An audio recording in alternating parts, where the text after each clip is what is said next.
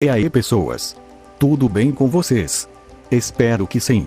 Hoje eu trago pra vocês a primeira parte da teoria de Naruto. Mas antes dessa história maluca começar, eu queria muito pedir pra quem tem canal de teoria, que divulguem esse canal. E que deixem um like. Bom, foi só isso mesmo. Agora vamos começar essa viagem. O que teria acontecido se Naruto tivesse mais de uma biju selada nele? Episódio 1. Nossa história começa quando a Kaguya estava lutando contra seus dois filhos. E em um determinado momento da luta, ela absorve o 10 caudas e volta a lutar. Mas os filhos conseguem remover o 10 caudas de dentro dela e iriam selar ela. Mas antes dela ser selada, ela, sem ninguém ver, cria o Zetsu negro e em seguida libera todo o seu chakra.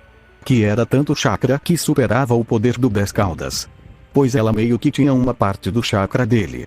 Então esse mesmo chakra se espalha pelos 4 cantos do mundo. E em seguida a Kaguya é selada como na história original. Muitos e muitos anos depois, no nascimento de Naruto, um ninja mascarado mataria os médicos e pegaria a Kushina para extrair sua biju. Então ele tira a Kyuubi de dentro da Kushina e em seguida a controla com seu Sharingan e manda ela atacar a Vila da Folha. Mas nesse momento, uma imensa massa de chakra se forma de repente e começa a se juntar em um local que ficava ao lado de Konoha. Então o mascarado fala em seus pensamentos. Alguma biju deve ter morrido e agora está renascendo.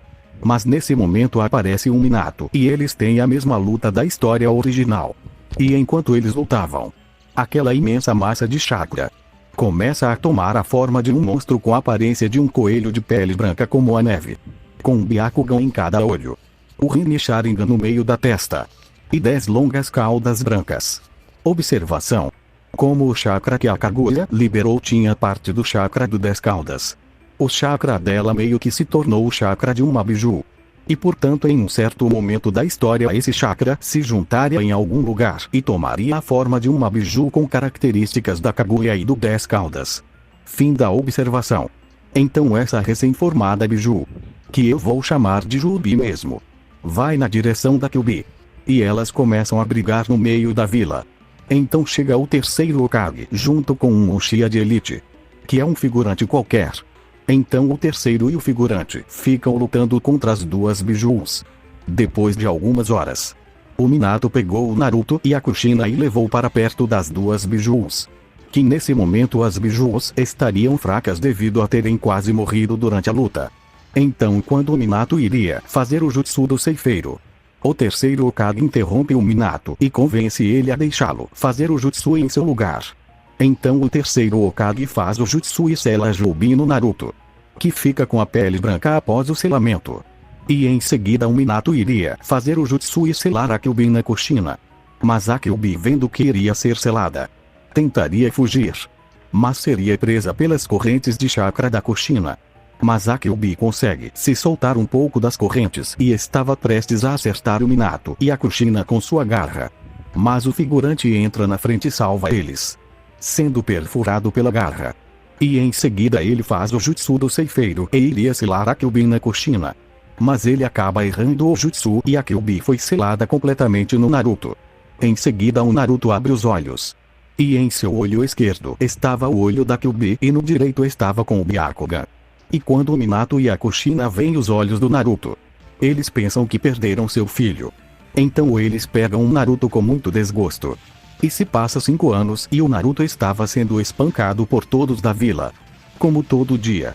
Mas nesse dia eles pegaram mais pesado, pois era o dia de seu aniversário. Então eles espancam tanto o Naruto que ele acaba desmaiando e indo para o seu subconsciente. E no subconsciente do Naruto, ele podia ver à sua frente 2 jaulas. Em uma estava a raposa de 9 caudas e na outra estava a Kyuubi. Então o Naruto, com muito medo delas, pergunta: quem são vocês? Então a raposa diz que é a Kyuubi. E a Kyuubi não fala nada.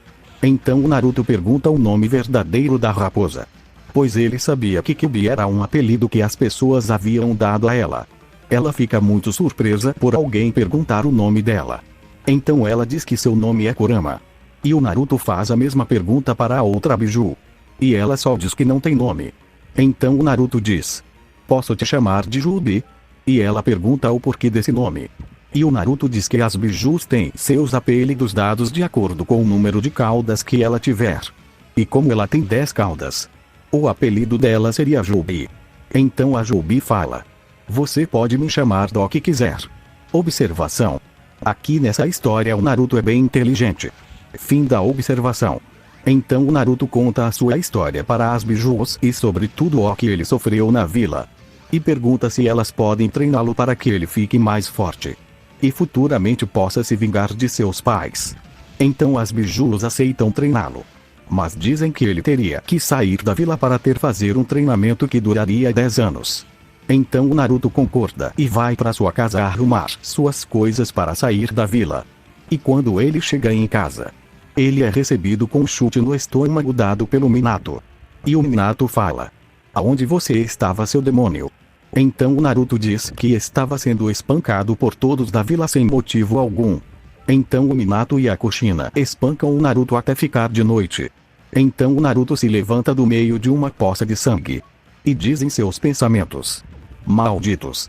Um dia eu vou me vingar de cada ferimento que vocês me causaram. Então o Naruto vai para o seu quarto, que era onde o Minato e a Kushina jogavam lixo, e pega um saco de dormir. E em seguida ele rouba algumas kunais e pergaminhos do Minato e da Kushina e alguns pesos de treino.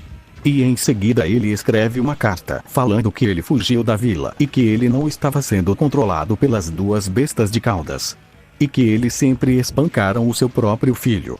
E em seguida, com a ajuda das bijus, ele escala os muros da vila e vai em direção à aldeia da névoa.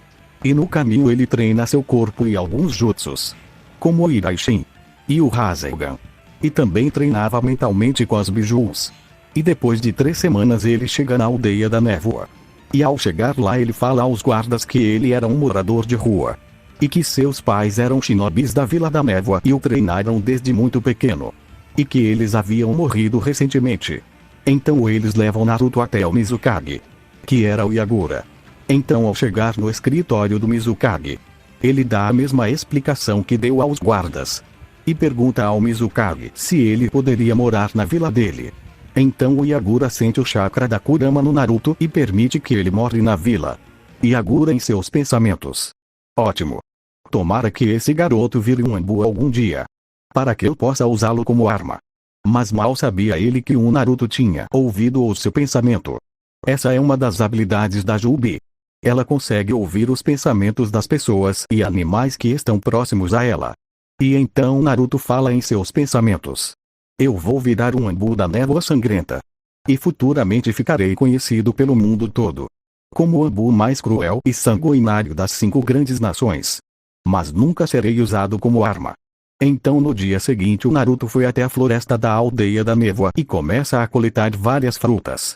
E em seguida ele pega um balde cheio de água fresca de um rio e leva a água e as frutas para a casa que o Mizukage deu a ele. Em seguida ele tranca a porta da casa e começa a meditar até entrar em seu subconsciente. Em seguida ele começa o treino mental com as bijus. E depois de 2 anos no subconsciente, que no mundo real se passou 48 horas, o Naruto para de meditar e começa a beber a água e comer as frutas como um condenado. Pois por mais que ele não sentisse fome em seu subconsciente, o corpo físico que estava no mundo real estava passando fome e sede por 2 dias. Então depois de comer e beber ele faz 2 clones e manda eles dormirem. E em seguida ele faz mais 10 clones e manda eles treinarem os jutsus dos pergaminhos do Minato e da Kushina, enquanto que ele fazia exercícios físicos. E quando ele começou a sentir sono ele desfez um dos clones que estava dormindo, assim recuperando suas energias. E depois de uma semana com essa mesma rotina, o Naruto foi fazer o teste para virar um Anbu da névoa sangrenta. E ao chegar no local do teste, ele viu 20 Anbus. Então o Mizukage diz ao Naruto que ele deveria matar pelo menos 2 Anbus para ele se tornar um Anbu. Então o Naruto pergunta: e se eu matar todos? E o Mizukage responde que ele viraria capitão da Anbu caso conseguisse matar todos eles. Então o Naruto foi para cima deles com várias kunais com o selo do Iraishin nelas. E em seguida ele começa a arremessar as kunais por todo o local. Daí ele começa a lutar contra os Anbus. E em menos de 2 minutos ele já havia matado todos eles. E o Mizukage diz que ele agora era capitão da Anbu. E que o seu nome Nambu seria Raposa Sanguinária. Desculpa se o nome estiver uma bosta. Então o Naruto volta para casa e começa a dormir para no dia seguinte voltar à sua rotina diária de treinos. O que será que vai acontecer? Descubra no próximo episódio da Teoria de Naruto. Até o próximo vídeo.